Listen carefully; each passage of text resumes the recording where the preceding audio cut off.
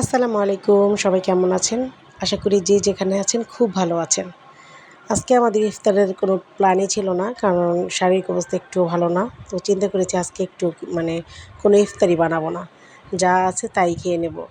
তারপরেও আলহামদুলিল্লাহ রিজিকের মালিক আল্লাহ, পাশের বাসার প্রতিবেশী বাসা থেকে ইফতার চলে আসছে, কারণ তার ছেলের শ্বশুরবাড়ি থেকে নাকি ইফতার পাঠিয়েছে। তো সবাইকে নিয়ে এসে ইফতার করলো।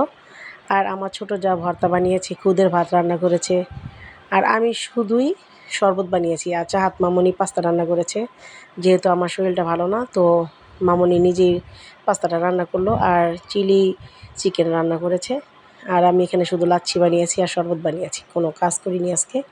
তো সবসময় শরীরটা কিন্তু একরকম থাকে না। তো আমার ছোটো যাকে অনেক অনেক ধন্যবাদ এত মজার একটা ভর্তা ভাত খাওয়ানোর জন্য।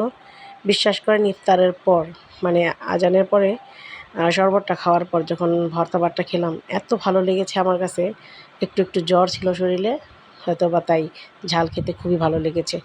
তো আমার জায়ের জন্য মন থেকে দোয়া রইল।